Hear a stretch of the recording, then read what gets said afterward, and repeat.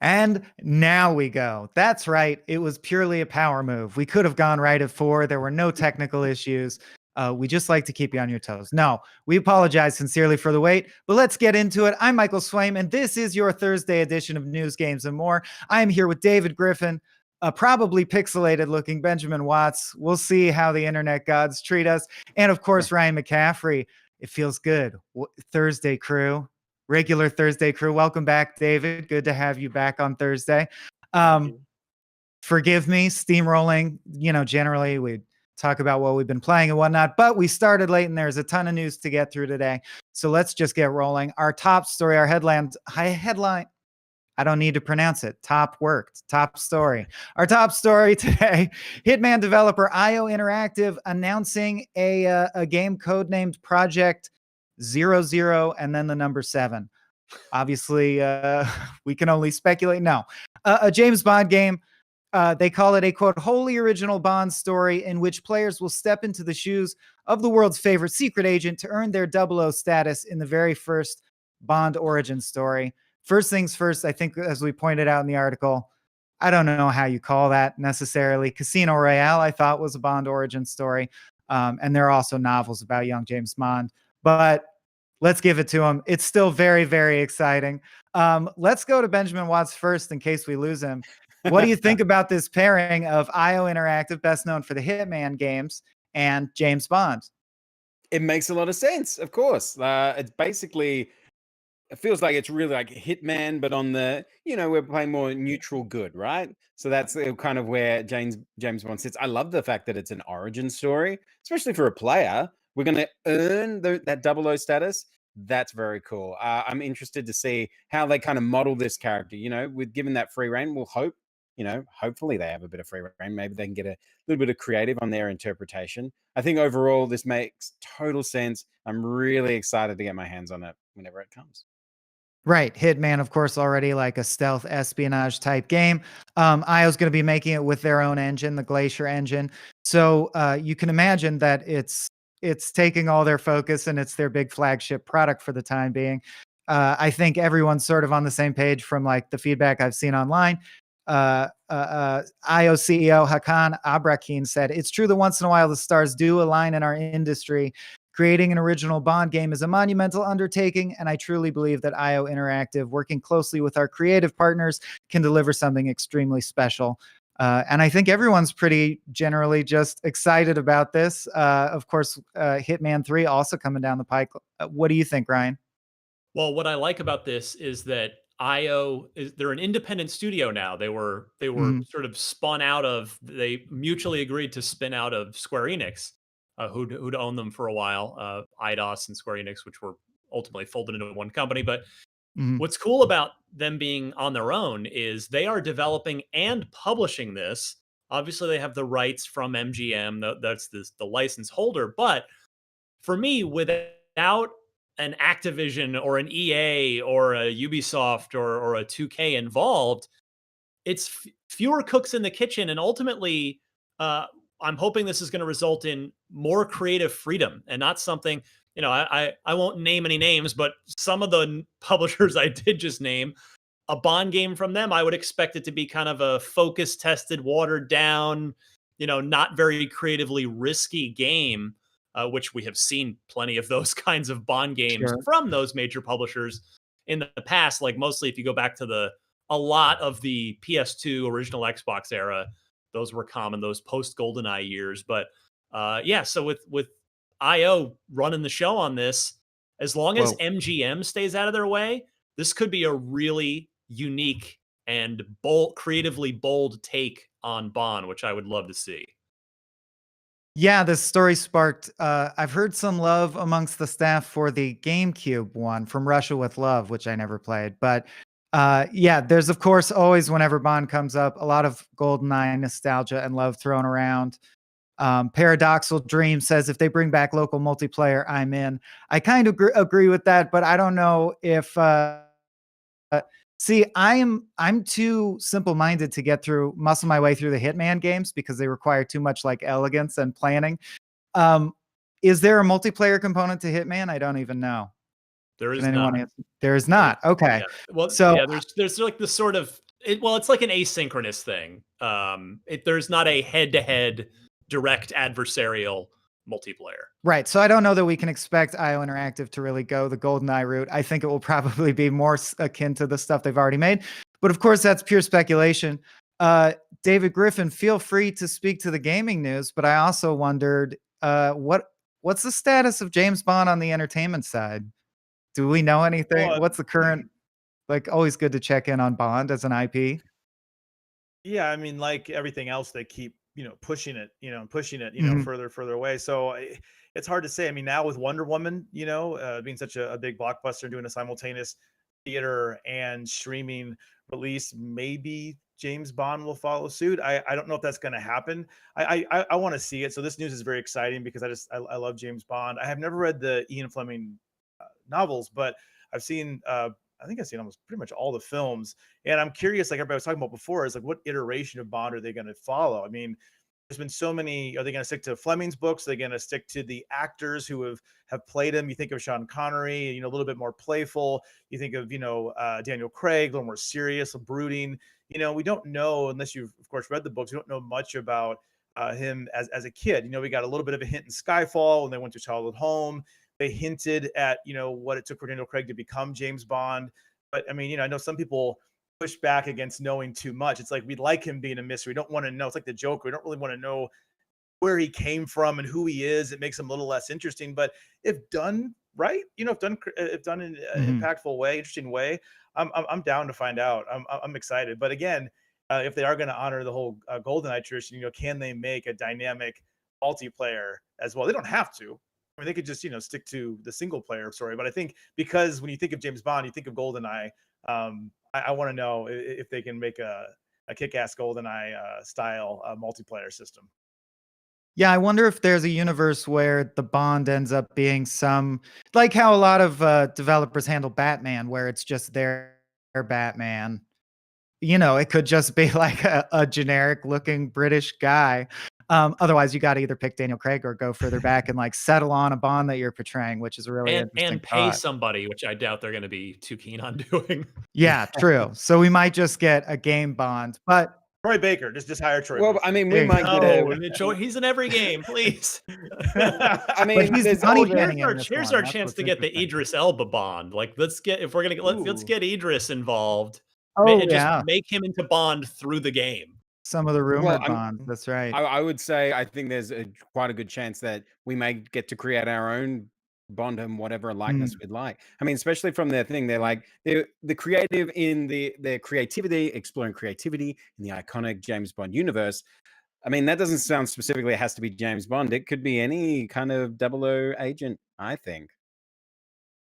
That's true. I'm rereading the quote. Yeah, step into the shoes of the world's favorite secret agent, which I assume is James himself, but who knows? There's also, of course, the classic theory that James Bond and 007 are code names, and that's why the actors change, right? Different people fill that for MI6. They have called it their most ambitious game ever, which developers do not shy away from doing, but still, it always works on me. I get a little excited when any artist in the medium says, and it's going to be our biggest, best yet. So let's hope they can follow through. I think everyone recognizes the potential here and sees it as a great pairing. But moving on, let's talk about some news that broke just a few hours ago, or at least some of the details were solidified. You can find out, of course, all the details, more details than we're going to go through here over at IGN.com. But there has been a massive Capcom leak. Capcom has confirmed the leak and that certain aspects of it are accurate. But the nature of it is a purported screenshot showing a Capcom development schedule for the next 4 years. And we have independently, the royal we, IGN, people with better journalism skills than I, have confirmed that at least portions of the list are legitimate, including listings for Dragon's Dogma 2 and Street Fighter 6. Earlier this week, Capcom confirmed it was the victim of a customized ransomware attack, although they said that their customers, sorry, I misspoke. No, it is the bad one. Capcom says corporate employee and customer information may have been compromised by the attack. And we had a little follow-up saying that I know some Capcom employees are already stating their displeasure about how the Fallout's being handled. But of course, major breaches like this are an ever-present part of our industry at this point, and far be it from me to not swoop in like the proverbial vulture and take advantage of it. So I disapprove of this leak having happened. That said, let's talk about a list of some of the games that it looks like Capcom's working on. Anything jump out at you right away? I'm going to go with Ryan first this time. Any thoughts on this list of potential Capcom titles coming up? Well, for better or for worse, none of it is really surprising. It's a lot of True. franchise stuff. Resident Evil 4 remake, which a lot of people have been looking for, and they've certainly been on that trajectory after doing RE2 remake and RE3 remake. So that will be a big game, no doubt, particularly as the last two Resident Evil remakes have been phenomenal. Street Fighter 6 is interesting to me because Ono-san, the director, stepped down. He left Capcom. So that will be in a new generation's hands at Capcom, the development team. So it'll be interesting to see. That's, some people might go, oh no, without Ono, I'm totally not excited at all about Street Fighter. But then again, like, there are so many great examples of new blood breathing new life into a long running franchise, including probably one of, if not my single favorite franchise ever, Doom. I mean, the original Doom team did 3 games, and then we had a long gap, and Doom 2016, and now Doom Eternal, done by a almost completely new development team at id Software, but all the old guard had moved on, and it's as awesome and fun as ever. So yeah, it'll be interesting to see what direction Street Fighter 6 goes. Although I would also bet it's not going to be PlayStation or either console exclusive this time. That PlayStation exclusivity did not seem to work out for them, much in the same way that the Rise of the Tomb Raider exclusivity did not work out well for Microsoft last gen. So I'm guessing everybody's going to get Street Fighter 6 this time. Now, I'm worse at deciphering like code names. So the list actually features Street Fighter 6, or lists Street Fighter 6, something called SSF 6, so Super Street Fighter 6, and Ultra SF6. Right. What's Ultra? I've been out of the Street Exactly Fighter what you just said. It is. Yeah, I mean, they always do a couple of iterations after, adding more characters, or they're just the different editions of. Okay. Yeah, exactly. All right. Well, Filmer Game commented, can nothing remain a surprise anymore? I don't know if this is the work of hackers, data miners, or whatever. As we said, it was a ransomware attack. I miss the element of surprise. And I did a whole video about this with Brian Altano like 5 months ago, but I think it still bears repeating. Yeah, or investigating. Have we reached the end of our ability are we too saturated with information to ever be surprised by media anymore? Because I certainly encounter spoilers as just a fabric of the internet, like ubiquitous thing. Benjamin Watts, do you remember like the last time you enjoyed a piece of media and completely didn't know what you were going to get and then were delighted and surprised? I don't recall that because I work on the social media team. So it's our job to be on every single spoiler.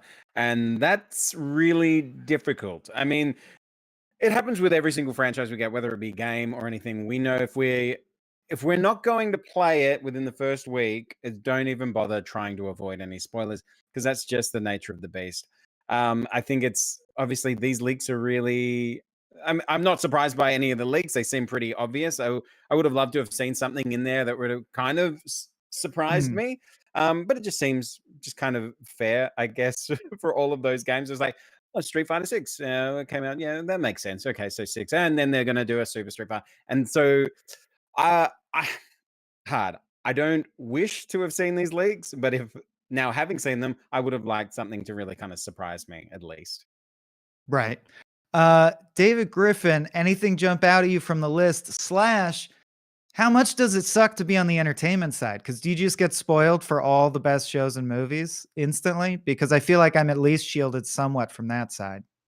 Yeah, it's similar, especially well, not now because of COVID, but back when we used to do set visits. The last one I can remember I did was Lost in Space season 2, I remember on the day I can say this now because it's already out there, but on the day we went there, it was the final scene of the final episode. And even the showrunner came out. He's like, "Oh, I should have picked a different day for you guys to come." I'm like, "Yeah, because we can't report any of this. Like, you want us to write a preview? I can't. This is journalism problems, but I can't write something about this. It's the last scene of the final episode. It's months and months away. But anyway, yeah, it does happen. And as you guys all know, we see all the photos like for the new Batman movie, because people are in Liverpool taking photos, because they're on the street filming and you see what's going on. It's just, it's part of the business, but it's fine. But on the list, back to the list here, my only familiarity, I know what Street Fighter is. I just don't play Street Fighter, but I did watch the Netflix series Dragon's Dogma, which I believe was association with or partnership with Capcom, which was an interesting premise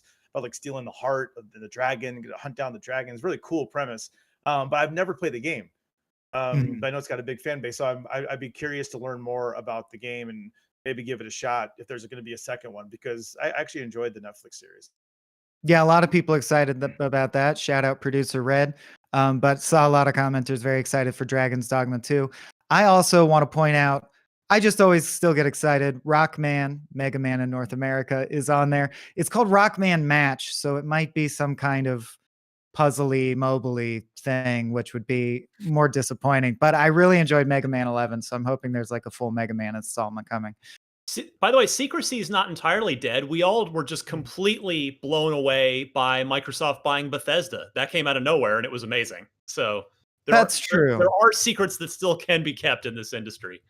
I also found, or at least it snuck up on me, the Borat movie, the Borat sequel seemed to be a surprise release from nowhere. But maybe I just am not tuned into Borat news. I deleted my Google alert. What a mistake. Anyway, speaking of finding everything out before it happens, let's talk about Rockstar's latest teaser, which is very simple. I wonder if we'll show it, but it's like a 10-second clip. That says it shows a computer system opening a dossier called El Rubio.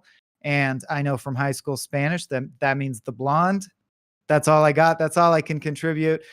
Briefly, the name John Doe is displayed before the video feed cuts off.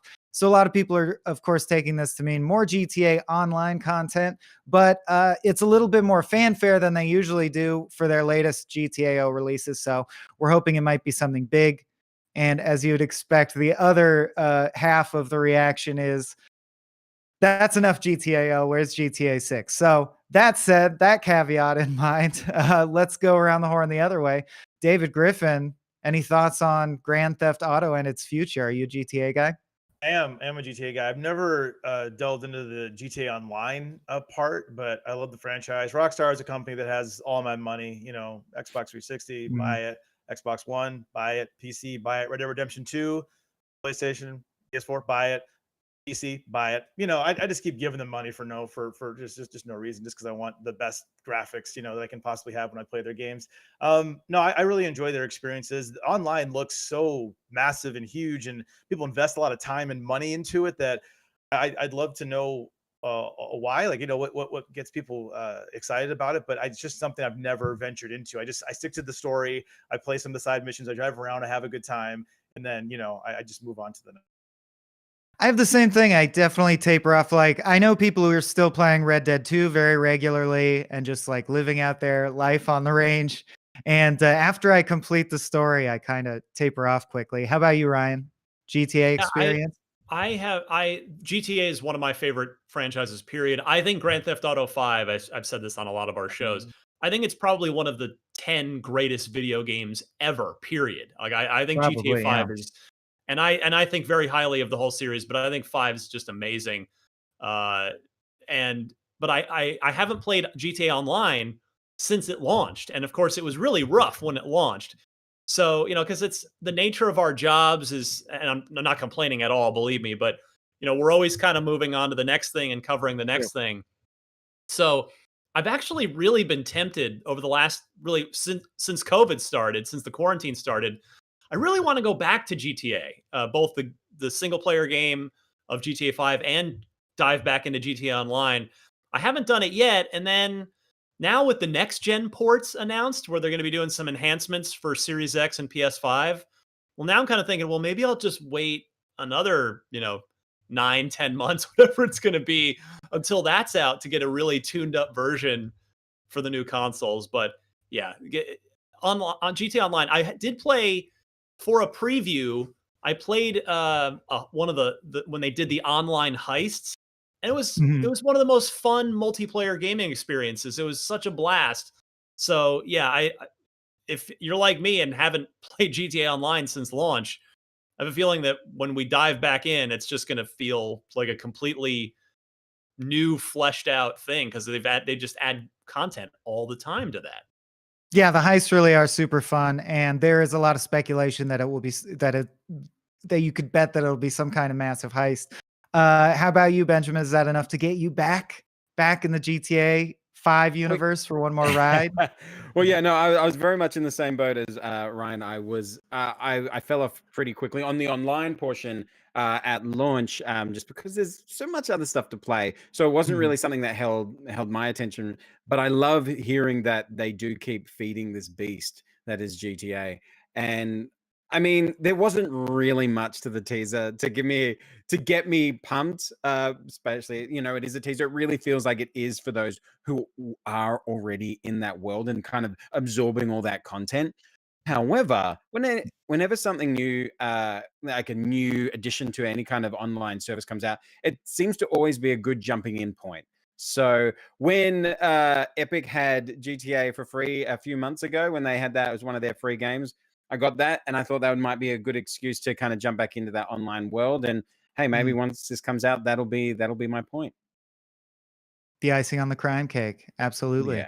Yeah. Okay, we'd be remiss if we didn't check in for the sake of those less fortunate who still do not have their next gen consoles in hand. If we didn't check in and talk about PS5 availability, it was launch day in Europe today, I believe, unless time zones are such that it was technically yesterday, whatever, recently. And it Yeah, did. I mean, now, like literally now, it's just past midnight. Okay, gotcha. So yesterday, Mike. And it didn't go phenomenally, just like it hasn't gone stateside or anywhere really. At the same time, more PS5 stock has been confirmed for Black Friday in particular places. There is a great Roundup article at IGN.com, which is the main reason I bring this up. I want to shout out the headline is more PS5 stock confirmed for Black Friday 2020. If you search that, it's getting updated by the deals team with information as soon as we have it. But of course, there still is a perceived scarcity and lack of these things. Benjamin, what can you tell us about the PS5 launch? Anything? I'm so sorry for those who haven't got it. It's a terrible feeling.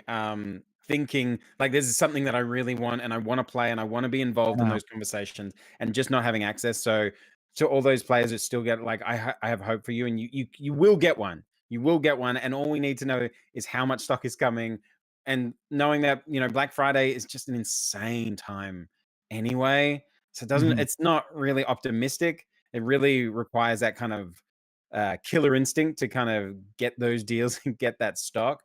And I don't have a lot of hope currently before the end of 2020 that much stock is going to become available. So I've got my fingers crossed for all of you out there who still need to get one. I believe you can do it. I believe in you.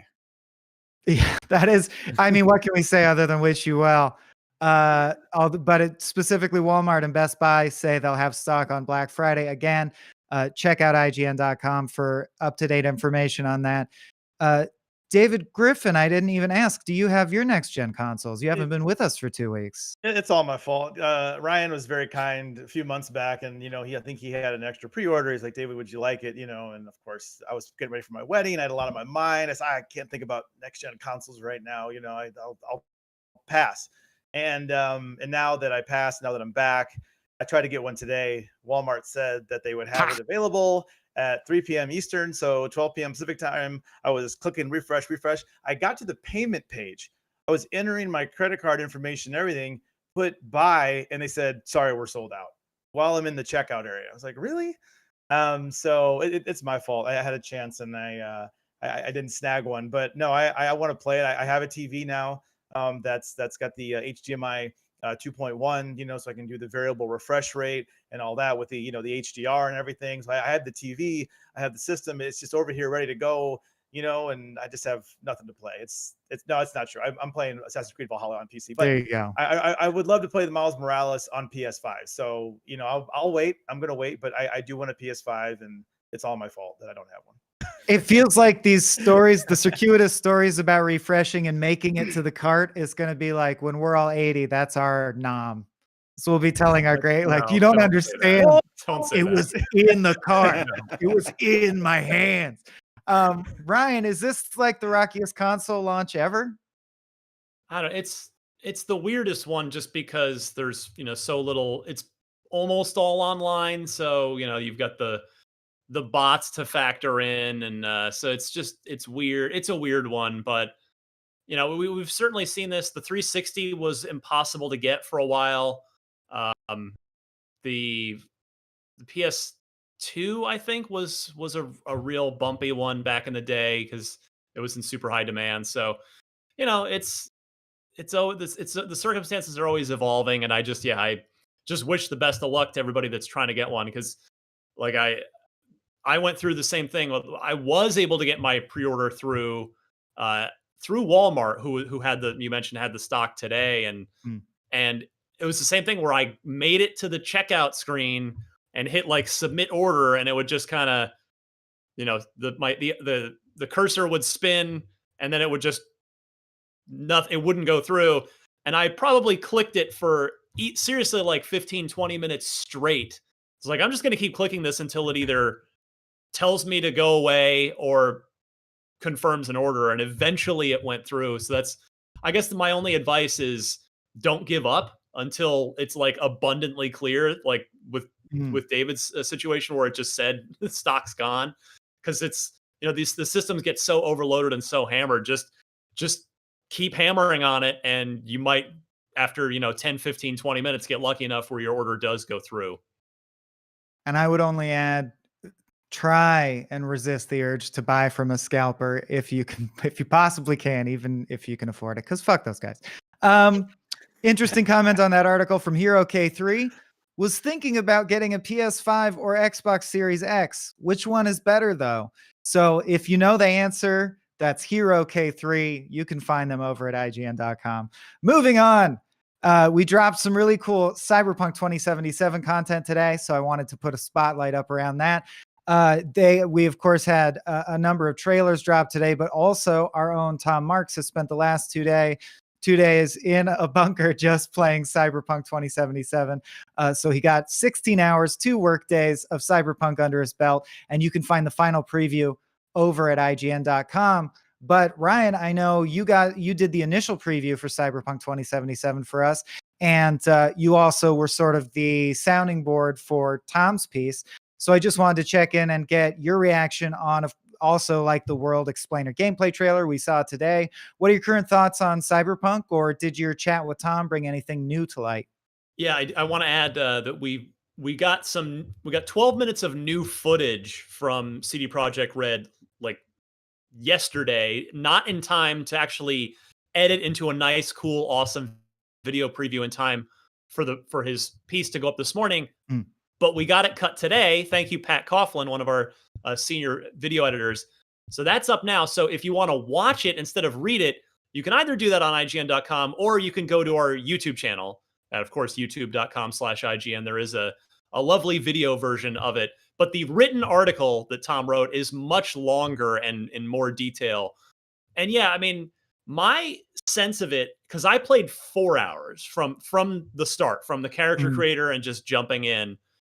And the 4-hour vibe I got was, this game is very, very big and dense. And Tom, when he and I talked after his 16 hours, he came to that exact conclusion. So this extra 12 hours did nothing to diminish this feeling of, wow, this is a very big, very dense game. So yeah, there is just a lot here. There's a lot of variety. It is going to be a fun, interesting, unique place to just immerse yourself for what clearly seems like, I mean, 40 hours is probably going to be on the very like low power through it kind of side. Just again, I don't actually know, but from the sense I got and from the sense Tom seemed to get, this is going to be, I mean, this is a company that made the Witcher series. Right. They're no stranger to, to 100+ hour games, and Cyberpunk is going to be a big one. But yeah, it's shaping up, seems to be shaping up well. It's not perfect. Tom pointed out a few things in his piece that, hey, that are not quite as awesome as you'd hope for, but it's a video game made by humans in the middle of COVID, and we'll see how the final thing shakes out after all these delays. But by and large, yeah, he came away very excited and really wanting to play more, which is what the sense I got after my 4 hours with it as well. Let me ask you, in your 4 hours, did you make it to the title card? No. Well, there you go. No, That's he the first did, time. but I didn't. Yeah, AC Valhalla has a bit of that as well, or at least for me. It was surprising when the title card came up and I went, oh, still, okay, we're just getting rolling. All right, okay. Yeah, the other big takeaway I got from the piece was the sort of slow burn nature of it and how it feels much more like an expansive RPG. He talked about the verticality of the game map, just adding so much space and such a density of activities. So thinking of it more as a robust RPG than like a thrill-a-minute FPS or action shooter, what do you think, Benjamin Watts? Does that make you more or less likely? Does that increase your excitement or dissipate it?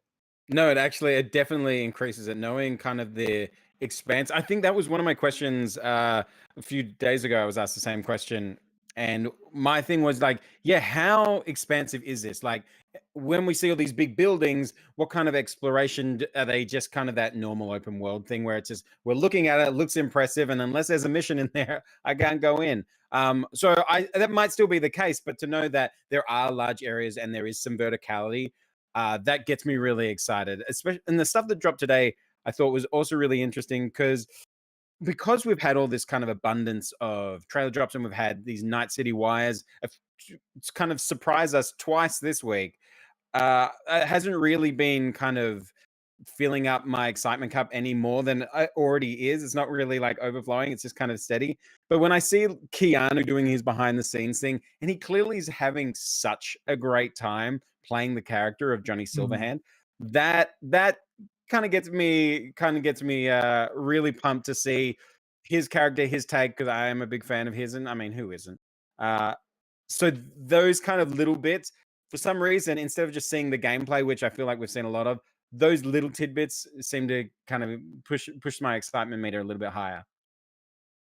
Yeah, I'm also always interested in things that actually change like where the rubber meets the road way you play the game, especially when it comes to combat. Tom talked about by the end of my playtime, quoting from his piece, I had a rifle that could charge up shots and shoot through walls, as well as a legendary katana. So I would sneak into a room, use a hack to reveal enemy positions, and so on. And it's just very exciting to me to imagine the sheer role playing that's going to be involved in, like, no, my guy's like this and he only hacks because of this in his childhood and the corporate background. I'm so into all that stuff. David Griffin, did you have a chance to check out any of the new Cyberpunk trailers today? What'd you think? I did. It's very exciting. I love, again, it's like Ben was saying, hearing all of Keanu Reeves and how excited he is very cool. And just the general trailer, I feel like we've seen so much footage of the game now. I felt like it'd become a little repetitive, but I feel like every time I see something, it's a little bit different. I think the only thing that worries me is you're watching these trailers, the fidelity of the graphics is so smooth. And I keep kind of looking down at my PC over here. And I'm just like, can this thing handle it? Like, is it going to be like all low set? I mean, it's very, technical thing, but I hope my PC can handle it and not blow up when this game comes out, because it looks gorgeous. I mean, talking about the verticality of it, it kind of makes me think of Dread, the new Dread, the movie that came out a few years ago with Carl Urban. Yeah. And, they're in that big complex, you have to go up the levels and all that. It kind of makes me think of something like that. I mean, this gives me all the cyberpunk genre vibes, from Altered Carbon to Blade Runner to the Dread. I mean, it just looks so cool. It's like I just want to play it. And they've given us so much information about it, so many videos, so many behind the scenes, which is great. I just hope, I don't think we're going to get another delay, but I just hope that, it's out in December And now that I'm playing Valhalla, I'm happy with the delay because it gives me a little more time to dive into that and take my time with that and enjoy that game and then move on to Cyberpunk. But everything I've seen, I'm swaying. I'm sold. I mean, they already have my money. You know, I'm ready to play. Just give me the game. Let's play.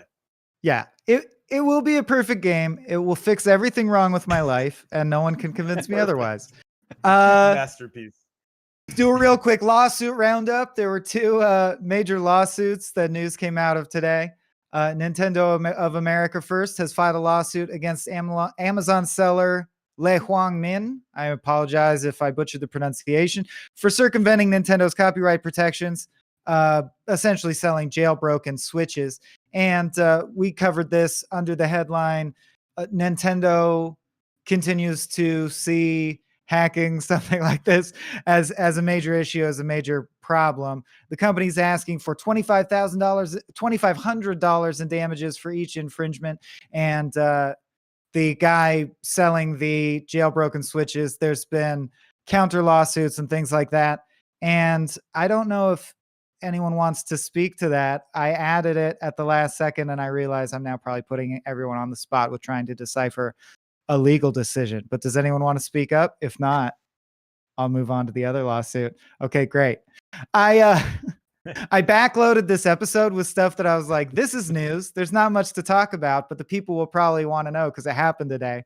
So forgive me if you hate my voice, but continuing on, 33 US states, this one I actually have something to say about, decided to take Apple to court as well over the practice of purposely slowing down iPhone performance. Now, I feel like we've been hearing about this as a lawsuit for quite some time. But now the company is settling for $113 million, according to the BBC. It has admitted that it's slowed down older iPhones, but Apple's position is that the phones are in fact slowed to preserve battery life when new updates hit. As you can imagine, a lot of the comments are like, come on, Apple, come on. I just don't buy that reasoning. It seems like a very clear, let's make as much money as we can, encourage as many people to upgrade their phones as possible, as quickly as possible. I mean, I've said my piece. I'm glad that the lawsuit was successful, but I think $113 million is nothing to Apple and will not prevent them from doing this again. In fact, now they know exactly how much it costs to infringe in this particular way, so they can do it with abandon. Does anyone have a different stance than that? You.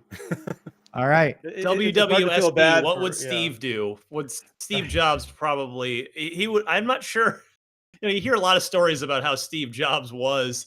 Like, would he totally sign off on this and be like, yes, excellent? Or would he fire everyone that concocted this horrible scheme? I'm not sure. Yeah, as one commenter said, how many times do I have to buy Mario Brothers before using an emulator is immoral?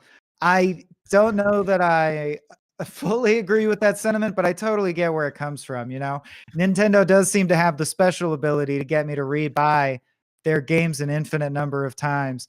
And I just wish there were easier access points that didn't, result in lawsuits. All right, so that was our scattershot lawsuit roundup. I'm sorry. Next time we'll have a lawyer on. So wait, is that a new segment, the lawsuit roundup? I've been gone for a couple of weeks. I need to be prepared for this, the lawsuit roundup. If you put two like terms in front of me, my brain will try and combine them and find some resonance or meaning, and sometimes I'll fail. And that's what we've witnessed here today. But I do have a roundup of smaller but stories that actually, I think, will matter more to the viewer. So let's end on a high note. Depending on who's still playing, I don't know, but Marvel's Avengers is going to have some updates. Kate Bishop will arrive on December 8th, and the other Hawkeye, Clint Barton, will arrive in early 2021.